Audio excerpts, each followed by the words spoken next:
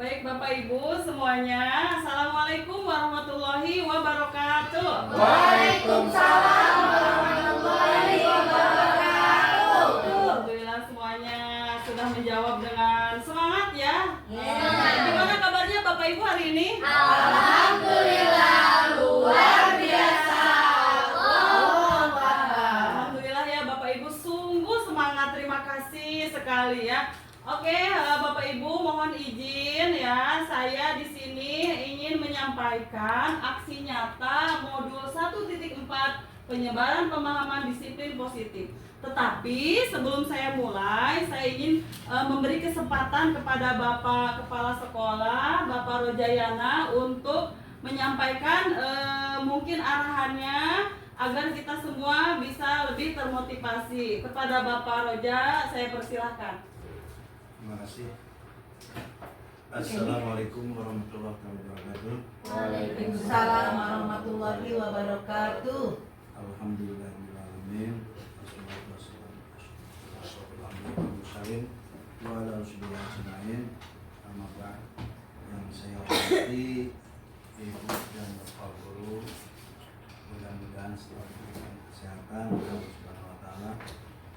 Pada hari ini ya kita mengadakan salah satu kegiatan namanya kegiatan untuk guru penggerak, di mana di sini gua selaku guru penggerak sini akan menyampaikan materi tentang masalah tadi yang disebutkan oleh gua sendiri tadi ya. Ini diharapkan pada ibu-ibu atau bapak-bapak yang memang belum juga mudah-mudahan bisa mengikuti apa yang dihasilkan oleh Bu An nanti. Apa tujuan daripada guru penggerak ini bukan hanya semata-mata untuk pribadi, nanti bisa untuk umum ya, jadi akan disampaikan kembali kepada yang lainnya. Jadi, saya harapkan pula dalam kegiatan ini mudah-mudahan menjadi momen untuk kegiatan kita selanjutnya. Jadi kepada Bu An selaku calon, bukan calon lagi, sudah menjadi guru penggerak ya, hanya calonnya belum, udah mulai dari dulu ya calon, tapi sekarang udah sampai ke dalam guru penggerak, walaupun memang di dalam penyelesaiannya belum selesai ya. Diharapkan nanti kalau misalnya kalau sudah menjadi benar-benar jadi guru penggerak, tolong ilmu-ilmunya diberikan kepada teman-temannya, terutama kepada guru-guru yang ada di SDN Citarum 2 ya. Saya harapkan sekali lagi semangat, jangan sampai kendor ya, baik kendor di dalam nanti hasilnya, juga kendor nanti udah selesai.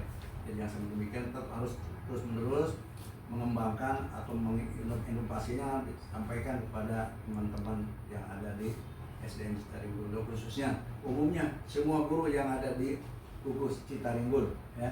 Jadi bukan hanya semata-mata hanya satu SDN saja, sampaikan hasilnya nanti di rapat-rapat gugus ya, di dalam kegiatan KKG dan lain-lain. Itu saja mungkin ya, karena menginjak waktunya sudah sampai udah setengah 12, karena ini tidak dibatasi, karena lanjut ke materi ya. Saya akhiri dengan akhirul kalam. Assalamualaikum warahmatullahi wabarakatuh. Waalaikumsalam warahmatullahi wabarakatuh. Terima kasih kepada Bapak atas dukungan dan motivasinya. Mudah-mudahan yang Bapak sampaikan bisa memotivasi guru lain untuk mengikuti guru penggerak. Baik Bapak Ibu, saya mulai saja ya. Alhamdulillah saya sudah sampai di tahap modul 1.4, yaitu di dalam aksi nyata penyebaran pemahaman disiplin positif, di mana kita mengadakan penyebaran disiplin positif ini dalam komunitas belajar kita atau kombel kita. Bapak Ibu masih ingat gak nama kombel kita apa? Gubrak. Apa itu gubrak? Guru bergerak dan berbagi. Oke, dalam komunitas belajar ini saya akan menyampaikan, izinkan saya memperkenalkan, ini dia anggota komunitas kita ya, yaitu komunitas belajar guru bergerak dan berbagi SDN Citarum 2 ya. Kemudian mungkin udah kenal ya. Ini saya bernama Suatu Amanah, saya sebagai guru penggerak angkatan 11 ya. Nah, kita mulai dengan materi kita yang pertama, yaitu disiplin positif. Aku banget. Enggak banget. Oke, lihat ya ke depan, silahkan Bapak Ibu. Nggak kebaca, Di sini Bu. ada pertanyaan sebelum kita memulai materi. Ada, mungkin nanti akan saya bacakan. Pertanyaan yang pertama. Sebelum kita belajar disiplin positif lebih dalam, ada pertanyaan. Sebelumnya, mari kita tanyakan kepada diri kita sendiri. Silahkan ya, tanyakan kepada diri kita sendiri, bagaimana kita berperilaku, mengapa kita melakukan segala sesuatu, apakah kita melakukan sesuatu karena adanya dorongan dari lingkungan, atau ada dorongan dari yang lain. Terkadang kita melakukan sesuatu karena kita menghindari rasa sakit atau ketidaknyamanan. Terkadang kita juga melakukan sesuatu untuk mendapatkan apa yang kita mau. Pernahkah Anda melakukan sesuatu untuk mendapat senyuman atau pujian dari orang lain? Untuk mendapatkan hadiah mungkin, atau untuk mendapatkan uang mungkin. Apalagi kira-kira alasan orang melakukan sesuatu. Nah, dari banyak pertanyaan yang ada di depan, apakah pernah Bapak Ibu melakukannya? Salah satu, pernah tidak? Bu Julaiha pernah? Oh, pernah lah. Nah, salah satunya pertanyaan yang mana yang benar-benar yang pernah Ibu lakukan? Misalnya, apakah Ibu pernah melakukan sesuatu karena untuk mendapatkan senyuman atau pujian? Ada Bang. Pernah dong? Pernah. Uang. Saya Pernah ya? karena didorong lingkungan. Ah, Dipaksa. Nah, ada karena pemaksaan ada. Oh, ada ya. Ada juga melakukan sesuatu karena Uang saya mah. uang ada. Semuanya pasti pernah ya. Oke. Silakan dijawab dengan diri sendiri. Oke. Nah, ini dia tujuan dari disiplin positif adalah menanamkan motivasi pada murid-murid kita, yaitu menjadi orang yang mereka inginkan dan menghargai diri sendiri dengan nilai-nilai yang mereka percaya. Ketika murid-murid kita memiliki motivasi tersebut, mereka telah memiliki motivasi intrinsik yang berdampak jangka panjang. Motivasi yang tidak akan berpengaruh pada adanya hukuman dan hadiah. Jadi motivasi itu diusahakan tanpa adanya alasan-alasan tertentu, ya, seperti hukuman atau hadiah. Mereka akan tetap berperilaku baik dan berlandaskan nilai-nilai kebajikan karena mereka ingin menjadi orang yang menjunjung tinggi nilai-nilai yang mereka hargai atau mencapai suatu tujuan yang mulia. Intinya dari banyak kalimat yang di depan kita, tujuan dari disiplin positif ini gimana suatu saat nanti anak-anak bisa termotivasi melakukan sesuatu tanpa adanya embel-embel, ya. Oh, saya datang tepat waktu karena memang menghargai diri sendiri, bukan karena takut dihukum, karena ingin mendapat pujian dan lain-lain, ya. Mari kita lanjutkan. Nah, makna kata disiplin sering dihubungkan dengan hukuman, benar nggak? Disiplin hukuman, betul tidak? Betul ya. Kita berpikirnya kadang seperti itu. Padahal itu sungguh berbeda karena belajar tentang disiplin positif itu tidak harus dengan memberi hukuman. Justru itu adalah salah satu alternatif terakhir, ya, terakhir. Dan bila perlu tidak digunakan sama sekali. Dalam budaya kita, ya, makna disiplin dimaknai menjadi sesuatu yang dilakukan seseorang pada orang lain untuk mendapatkan kepatuhan. Kita cenderung menghubungkan kata disiplin dengan ketidaknyamanan. Benar nggak? Iya. Pada saat anak ingin upacara, aduh, upacara hari ini, tapi tidak dilakukan dengan motivasi yang positif.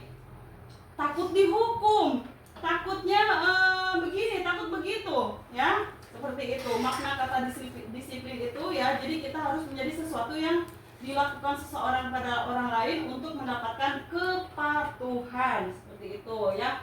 Kemudian di sini langsung masuk ke teori motivasi, hukuman, penghargaan, dan restitusi, ya. Jadi kita akan melihat perbedaan antara hukuman, penghargaan, dan restitusi. Nah, sebelumnya di sini ada 3 motivasi perilaku manusia.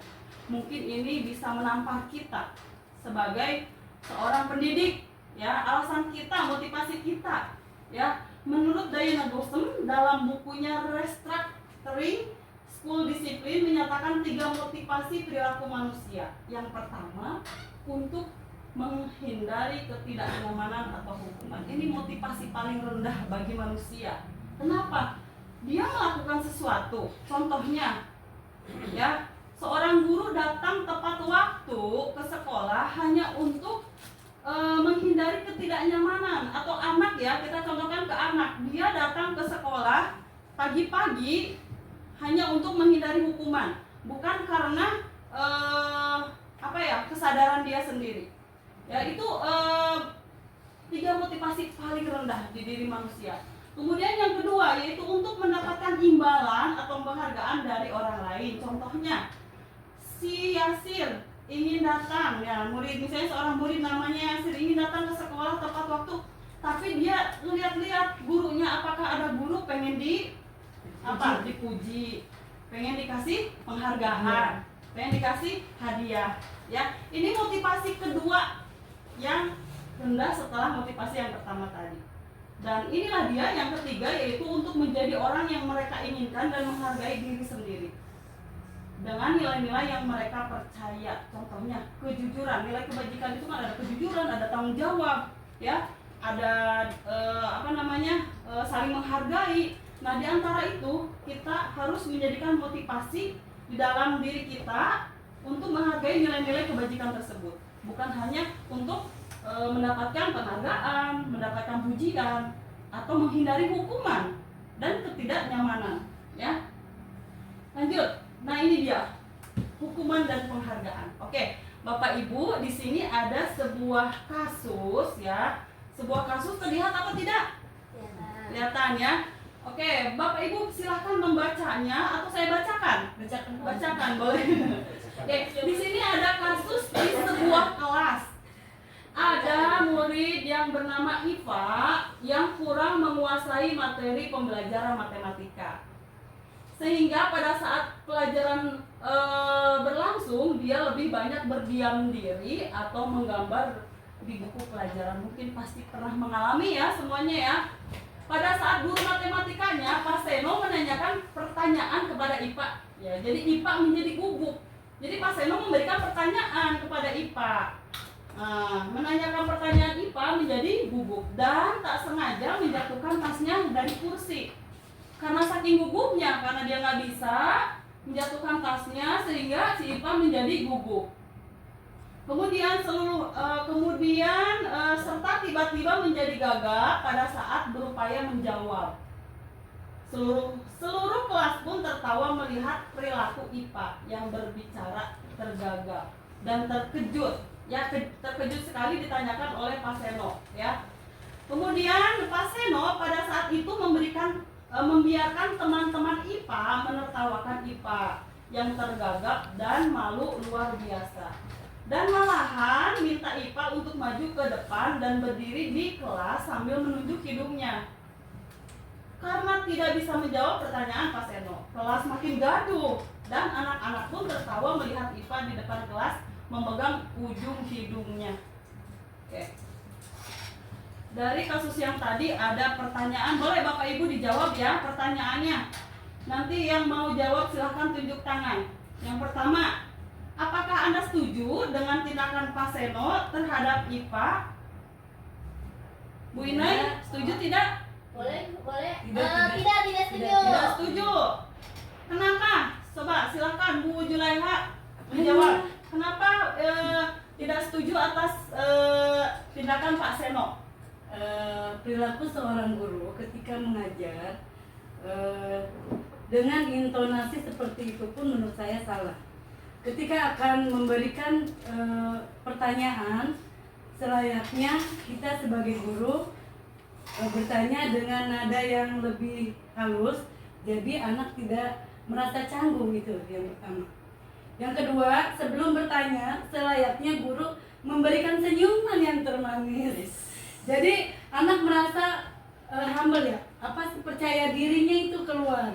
Walaupun itu salah, guru itu sendiri memberikan contoh yang terbaik. Jadi memotivasi anak untuk berbicara dan berani untuk mengungkapkan jawaban itu sendiri. Mungkin itu dari saya. Siap, bagus sekali ya.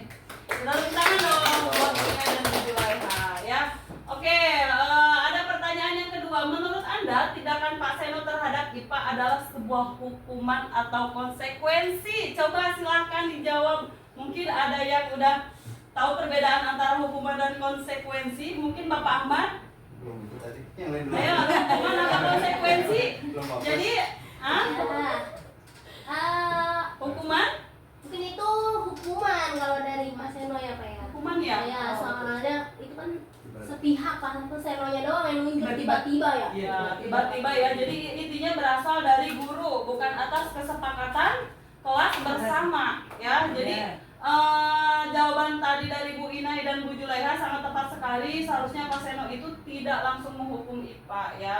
Di situ ada bagaimana cara menangani suatu kasus dalam segitiga restitusi, nanti kita akan pelajari lebih lanjut ya. Kemudian pertanyaan yang kedua, apakah dia termasuk hukuman atau konsekuensi? Betul, hukuman ya, karena menyuruh IPA berdiri di depan kelas dengan memegang hidungnya, apalagi percaya dirinya langsung hilang, ditambah lagi dia pasti akan lebih gagap gugup ya, dan tidak akan memperbaiki sesuatu di situ, dan tidak akan menambah kepintaran IPA juga ya. Jadi di situ termasuk hukuman ya. Oke, lanjut. Nah, ini ada hukuman, konsekuensi, dan restitusi ya. Dalam menjalankan peraturan ataupun keyakinan kelas atau sekolah, bila mana ada sesuatu pelanggaran, tentunya sesuatu harus terjadi. Untuk itu kita perlu meninjau ulang tindakan penegakan peraturan atau keyakinan kelas atau sekolah kita selama ini. Tindakan terhadap suatu pelanggaran pada umumnya berbentuk hukuman atau konsekuensi. Dalam modul ini akan diperkenalkan program disiplin positif yang dinamakan restitusi. Ya, di sini ada kata restitusi ya. Restitusi adalah proses menciptakan kondisi bagi murid untuk memperbaiki kesalahan mereka. Jadi kalau ada murid salah, jangan ditambah, besoknya pasti akan berbuat salah lagi kalau tidak menggunakan cara yang tepat atau restitusi ya, sehingga mereka bisa kembali pada kelompok mereka yang berkarakter yang lebih kuat. Itu menurut Gosen 2004. Restitusi juga merupakan proses kolaboratif yang mengajarkan murid untuk mencari solusi untuk masalah mereka ya. Oke. Nah, ini dia perbedaan antara hukuman, konsekuensi, dan restitusi ya. Hukuman itu dampaknya pada murid apa sih? Murid akan marah, bukan malah memperbaiki diri. Murid akan marah, murid akan merasa bersalah, murid akan merasa rendah diri, dan akan mengasingkan diri. Tiba-tiba tidak diharapkan atau sangat melukai. Kemudian hukuman itu dibuatnya oleh guru ya, bukan atas kesepakatan atau keyakinan kelas ya. Kemudian menyakitkan guru menjalani konsekuensi dengan menyalahkan atau mengkritik, menyindir atau merendahkan. Nah, konsekuensi itu ya seperti ini pernyataannya: kehilangan hak, waktu jeda seorang diri, penahanan, sudah diketahui masuk akal, dibuat oleh guru dan murid, sudah disepakati. Contohnya kalau misalnya nyoret-nyoret meja kan udah disepakati, mungkin dalam kelas harus dibersihkan lagi seperti itu ya. Dan membantu guru menyatakan peraturan, melakukan peringatan, dan menerapkan konsekuensi. Dan satu lagi restitusi. Nah, murid atau anak tidak kehilangan waktu namun bersemangat untuk memperbaiki diri. Kemudian berupa undangan untuk mengadakan diskusi. Jadi kalau ada masalah jangan di depan kelas anak itu ditanya kenapa, enggak. Tetapi kita panggil, kita adakan restitusi. Dibuat oleh anak dan menguatkan guru, menyebutkan keyakinan kelas, membimbing rangka acuan berpikir restitusi murid atau anak. Oke, di sini ada pertanyaan, termasuk hukuman atau konsekuensi. Kita jawab bersama-sama ya Bapak Ibu. Di sini ada beberapa kasus. Yang pertama yaitu ada tindakan guru. Yang pertama, mencatat 100 kali di dalam buku kalimat, saya tidak akan terlambat lagi karena terlambat sekolah. Itu merupakan hukuman atau konsekuensi? Konsekuensi ya, mungkin karena kita sudah membuat kesepakatan terlebih dahulu. Kalau terlambat nanti akan mencatat ini ya. Kemudian yang kedua ada tindakan guru yaitu lari mengelilingi lapangan basket 2 kali karena terlambat hadir di sekolah. Apa konsekuensi apa hukuman? Ya, betul sekali.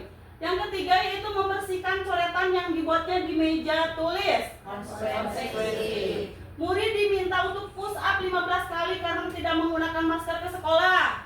Hukuman ya, tentu itu tidak baik. Yang keempat, menggantikan kertas tugas teman yang telah dicoret-coret.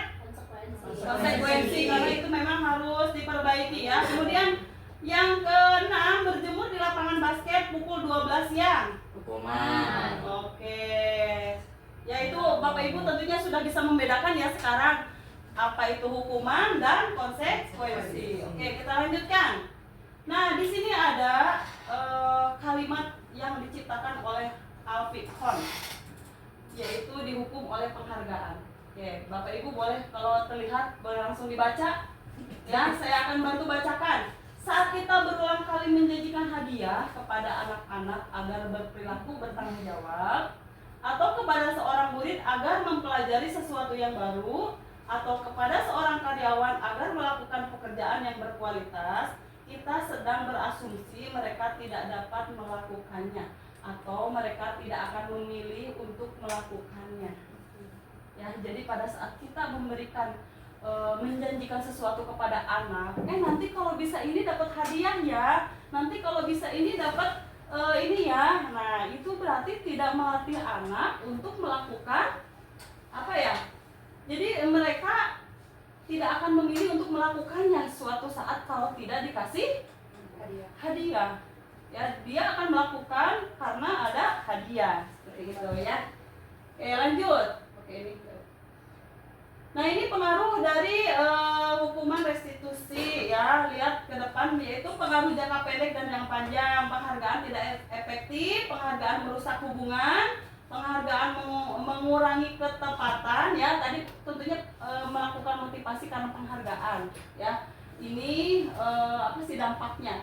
Penghargaan mematikan kreativitas, penghargaan menghukum, motivasi dari dalam diri ya.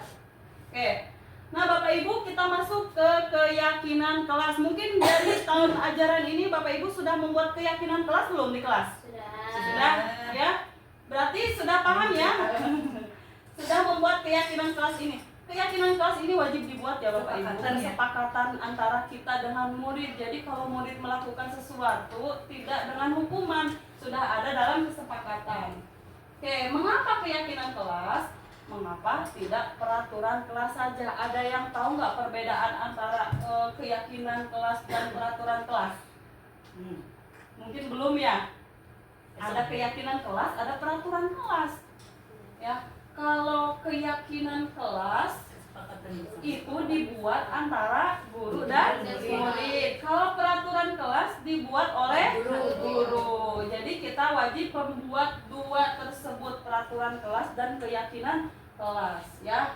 Oke, mengapa kita memiliki peraturan tentang penggunaan helm pada saat mengendarai kendaraan roda 2 atau motor? Kemungkinan jawaban kita adalah untuk keselamatan. Yang kedua, mengapa kita memiliki peraturan tentang penggunaan masker dan mencuci tangan setiap saat?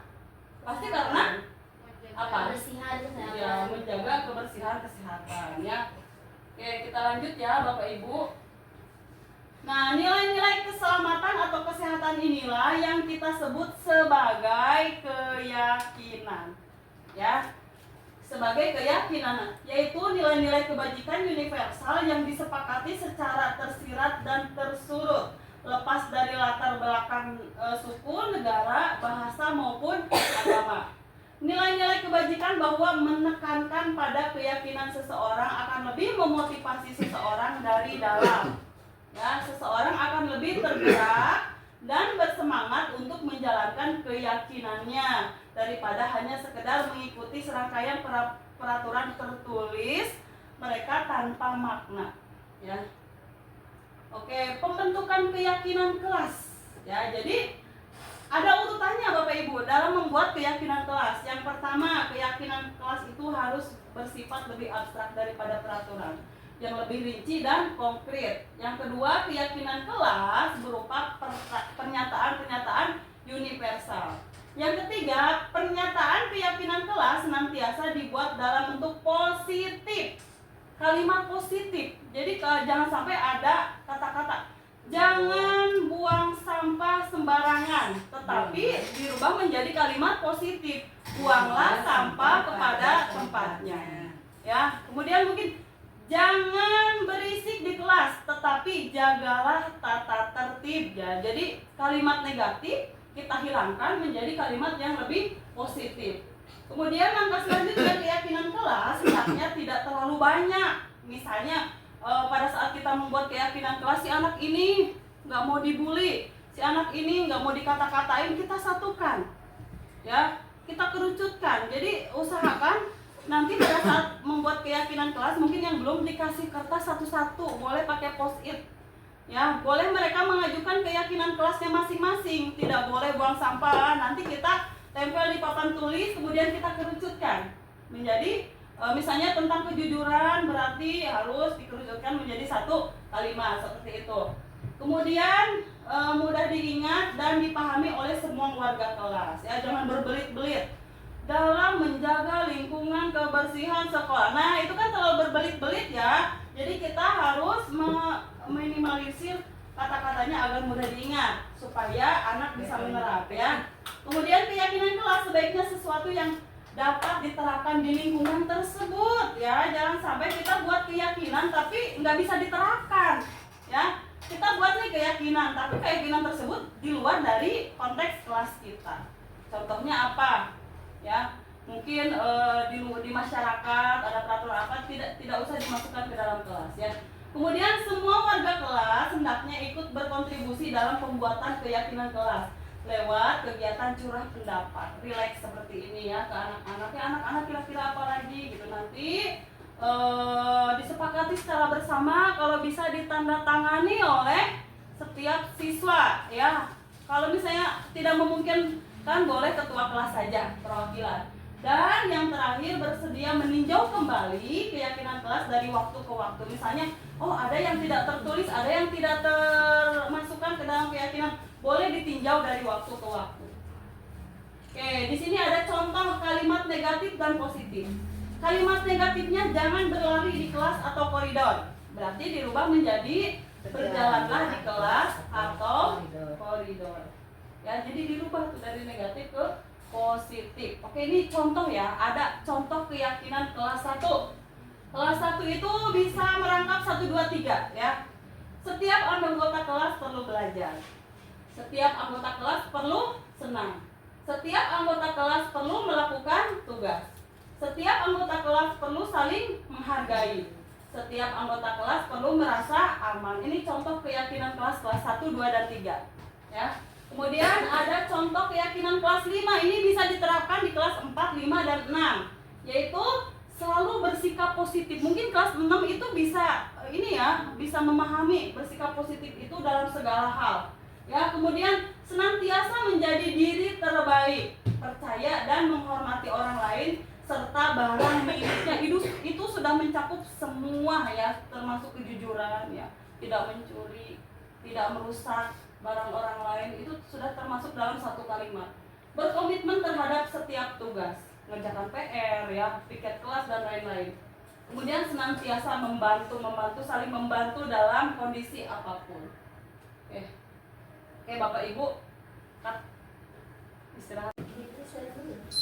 Oke, Bapak Ibu, kita lanjut ke materi segitiga restitusi. Tadi kan ada hukuman, ada konsekuensi, ada restitusi. Nah, sebaiknya kita melaksanakan segitiga restitusi ini, kita praktekkan di dalam kelas ya. Jadi di sini ada 3 langkah dalam segitiga restitusi. Oke, ada 3 langkah dalam segitiga restitusi, yaitu menstabilkan identitas, validasi tindakan yang salah, menanyakan keyakinan. Ini ada segitiga restitusinya, yaitu yang pertama apa tadi? Validasi tindakan yang salah. Kemudian menstabilkan identitas, dan yang terakhir menanyakan keyakinan. Ya, saya akan langsung memberikan contoh saja, di sini ada menstabilkan identitas. Pada saat kita memanggil murid yang bermasalah, jadi ada 3 tahapan yang harus kita lakukan, yaitu yang pertama menstabilkan identitas. Ada kata-kata yang memang harus ada pada saat menstabilkan identitas. Ini contohnya ya, berbuat salah itu tidak apa-apa. Ya, jadi kita berusaha menstabilkan identitas. Dia tidak akan menjawab kalau kita langsung kamu salah. Berbuat kayak gitu nggak boleh. Jadi kita stabilkan dulu. Berbuat salah itu tidak apa-apa. Tidak ada manusia yang sempurna. Saya juga pernah melakukan kesalahan seperti itu. Kita bisa menyelesaikan ini. Bapak Ibu tidak tertarik mencari siapa yang bersalah, tetapi Bapak Ibu ingin mencari solusi. Ya, jangan langsung nanya siapa yang salah. Cari dulu solusinya dengan cara menstabilkan identitas. Kamu berhak merasa begitu. Apakah kamu sedang menjadi teman yang baik atau buat dirimu sendiri? Nah, itu kata-kata yang harus ada di dalam tahap menstabilkan identitas. Boleh dengan kata-kata yang lain, tetapi diusahakan tidak boleh menjudge ya, atau langsung menghukum murid ya. Kemudian tahapan yang kedua yaitu validasi tindakan yang salah. Ya, setelah distabilkan identitasnya nih, divalidasi dulu tindakan yang salahnya. Padahal kamu bisa melakukan yang lebih buruk dari ini ya. Kamu pasti punya alasan mengapa melakukan ini. Jadi tanya dulu alasannya apa. Kamu patut bangga pada dirimu sendiri karena kamu telah melindungi sesuatu yang penting buatmu. Kamu boleh mempertahankan sikap itu, tapi kamu harus menambahkan sikap yang baru. Ya, ini contoh kalimat validasi tindakan yang salah. Kemudian yang ketiga yaitu menanyakan keyakinan. Contohnya, ini yang tahap yang terakhir ya. Setelah 2 tahap itu, maka kita terakhir harus menanyakan keyakinan kepada siswa kita. Yang pertama yaitu apa yang kita percaya sebagai kelas atau keluarga, apa nilai-nilai umum yang kita telah sepakati. Jadi kita tanya lagi, kamu tahu kan kesepakatan kelas yang sudah kita buat atau keyakinan kelas yang sudah kita buat? Nah, ditanyakan ke anak. Kemudian apa bayangan kita tentang kelas yang ideal? Kamu mau jadi orang yang seperti apa? Ya, jadi itu menanyakan keyakinan. Oke, Bapak Ibu, di sini ada contoh penerapan segitiga restitusi yang sudah saya lakukan, mungkin sederhana. Disimak baik-baik. Silakan duduk nak. Ada, kamu baik-baik saja. Nah, ada. Kamu tahu kan kenapa kamu dipanggil sendiri? Ibu sering mendapati kamu terlambat hari-hari ini. Kamu ingat sudah berapa kali kamu terlambat ke sekolah? Nah, menurut Anda, apakah sering terlambat ke sekolah itu sebuah kesalahan? Oke, ya udah, tidak apa-apa ya. Memang berbuat kesalahan itu manusiawi, setiap orang. Oke, Bapak Ibu, ini dia masuk ke tahap menstabilkan identitas. Bahwa kesalahan itu memang sering dilakukan. Mereka pasti punya alasan untuk melakukan kesalahan tersebut. Jadi saya masuk ke dalam tahap menstabilkan identitas. Oke. Terima kasih. Belum ya Bapak Ibu, sedikit lagi.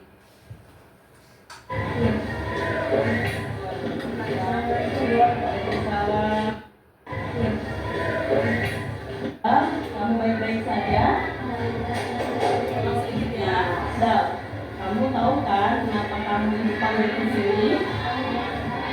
Ibu sering mendapati kamu terlambat hari-hari ini. Kamu ingat sudah berapa kali kamu terlambat ke sekolah? Nah, menurut Anda, apakah sering terlambat ke sekolah itu sebuah kesalahan? Oke, ya udah, tidak apa-apa ya. Memang berbuat kesalahan itu manusiawi, setiap orang pasti memiliki kesalahan.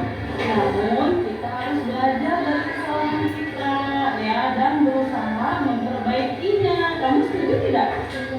Oke, nah sekarang kita cari solusinya bersama ya. Anda kan sering terlambat ke sekolah, pasti kamu punya alasan ya. Kenapa? Oke, Bapak Ibu, ini di tahap apa tadi yang kedua? Validasi tindakan yang salah. menanyakan alasan kenapa sih dia sering terlambat ke sekolah, ya. Oke, maka dilanjutkan untuk kamu sering terlambat ke sekolah. Oh, kesiangan. Nah, menurutnya itu melanggar nggak keyakinan kelas? Nah, keyakinan kelas apa yang kamu langgar? Nah, disiplin ya. Nah, kamu sudah melanggar disiplin keyakinan kelas kita. Menurutmu disiplin itu penting atau tidak? Penting ya. Kenapa? Bisa bangun tepat waktu dan datang ke sekolahnya telat tidak? Kalau disiplin tidak ya. Oke, bagus. Kamu sudah menyadari kesalahan kamu dan meminta maaf. Sekarang sikap baik kamu kan sudah kamu tunjukkan dengan meminta maaf. Menurutmu apa yang akan kamu lakukan supaya?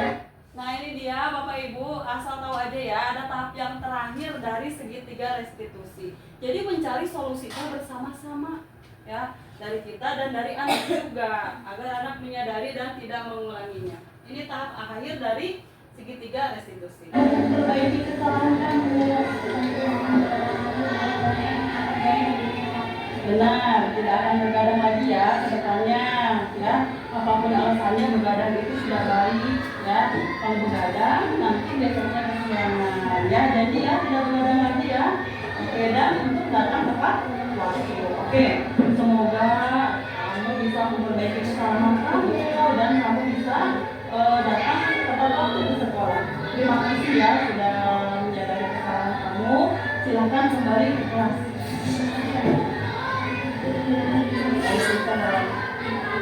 Baik Bapak Ibu, gimana? Apakah sudah ada ruang-ruang dalam menerapkan nanti di kelas? Oh iya. Sudah ya. Sudah. Oke. Saya harap apa yang saya sampaikan dari mulai disiplin positif ya, kemudian ada hukuman, konsekuensi, penghargaan, dan yang terakhir keyakinan kelas. Kemudian masuk ke segitiga restitusi ini bisa kita terapkan bersama-sama di sekolah ini dan terutama di kelas kita masing-masing. Jangan sampai kita menjadi seorang guru yang menjadi seorang yang penghukum, seorang guru yang hanya bisa menyalahkan kesalahan anak dari satu ini aja ya, dari kesalahan dia, tapi kita harus bisa menggalinya dengan cara penerapan segitiga restitusi. Baik Bapak Ibu, terima kasih atas waktunya. Semoga yang saya sampaikan bermanfaat buat Bapak Ibu dan bisa diterapkan di sekolah. Akhir kata saya ucapkan wassalamualaikum warahmatullahi wabarakatuh. Waalaikumsalam.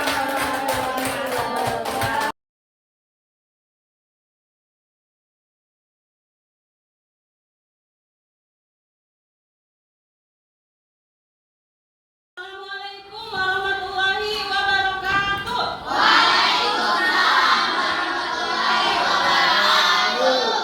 Anak-anak gimana kabarnya hari ini? Alhamdulillah, luar biasa. Allahu Akbar. Oke, sebelum kita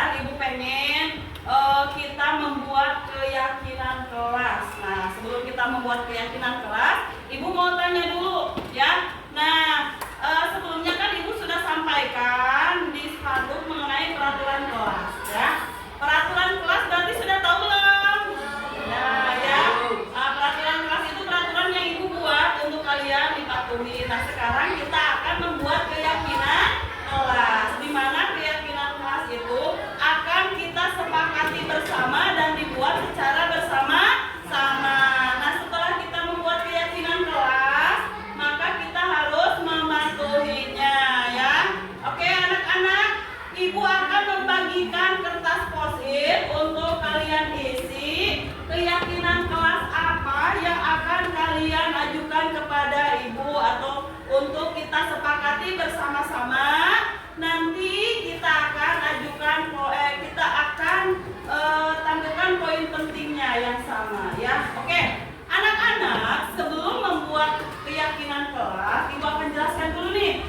Untuk keyakinan kelas tidak boleh ada kata negatif, semuanya harus positif. Contohnya ya, jangan buang sampah sembarangan, itu kalimat negatif ya, diganti dengan buanglah sampah ke tempatnya ya. Jadi tidak boleh ada kata jangan, tidak boleh ya, semuanya menggunakan kalimat positif. Gimana anak-anak, paham? Paham. Oke, ibu akan bagikan kertas post-itnya ya.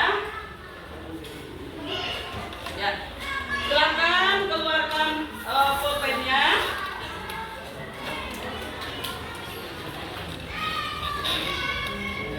Ya.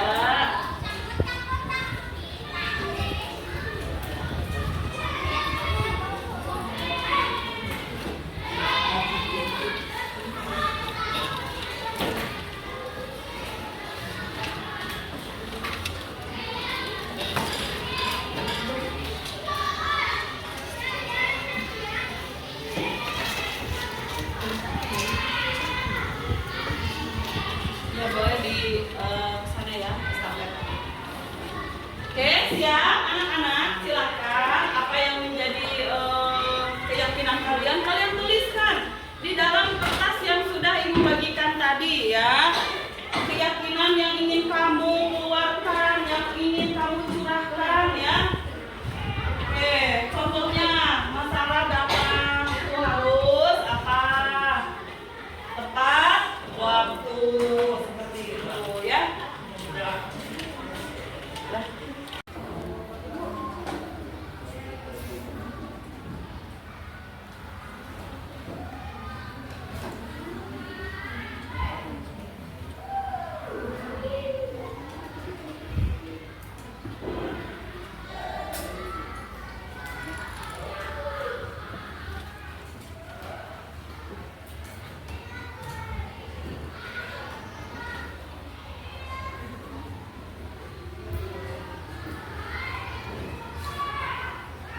Assalamualaikum, saya Raja dari kelas 6.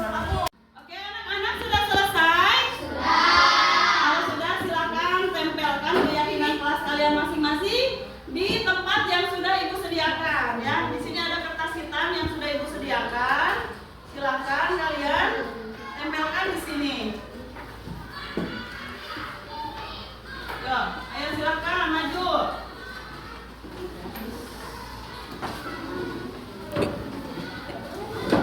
Silakan maju untuk menempelkan.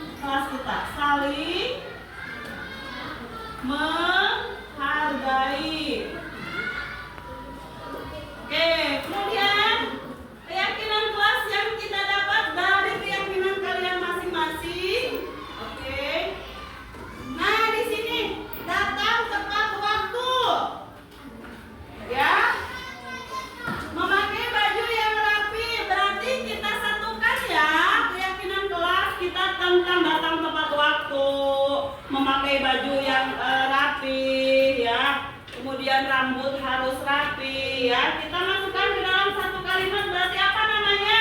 Disiplin. Disiplin. Disiplin dalam apa? Dalam segala hal ya. Mau itu disiplin pas datang, berpakaian dan lain-lain ya. Oke, keyakinan kelas kita yang ketiga ya. Membuang sampah kepada tempatnya, membuang sampah kepada tempatnya.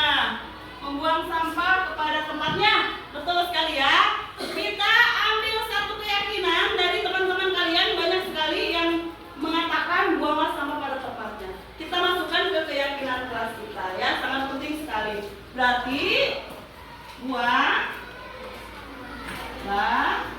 sampah pada tempatnya. Oke, setuju ya? Setuju tidak? Setuju. Oke, selanjutnya ada lagi nih yang berbeda, berkata positif, berkata baik, ya. Tidak mengejek teman. Berarti apa tuh mengejek? Berarti apa? Kita satukan aja ya. Oke, berarti harus bersikap selalu bersikap baik terhadap apa? Teman ya. Jadi udah tidak ada lagi yang saling membuli, tidak ada lagi yang saling mengejek ya. Semuanya harus bersikap baik terhadap teman. Oke, ini ada satu lagi nih, Bu lihat. Oke, mencontek itu tidak baik. Berarti apa? Ayo kejujuran ya. Bersikap apa? Bersikap jujur.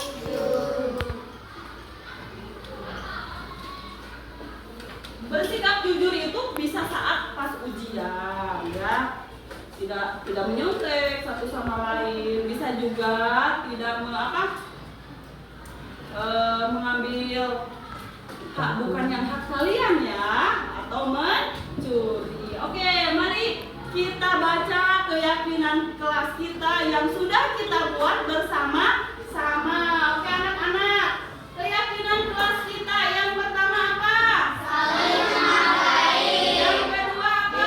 Tiga, buanglah sampah pada tempatnya. Empat, selalu bersikap baik terhadap teman. Lima, bersikap jujur. Oke, itu dia kesepakatan kelas kita atau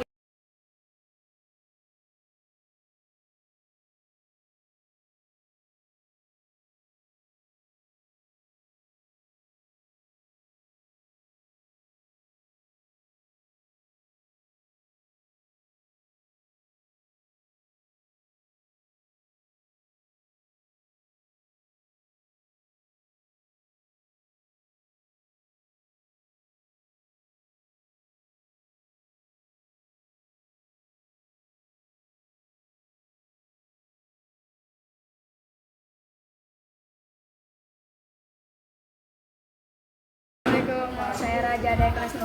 Assalamualaikum, nama saya Nadia dari kelas 6. Assalamualaikum, perkenalkan nama saya Safa dari kelas 6.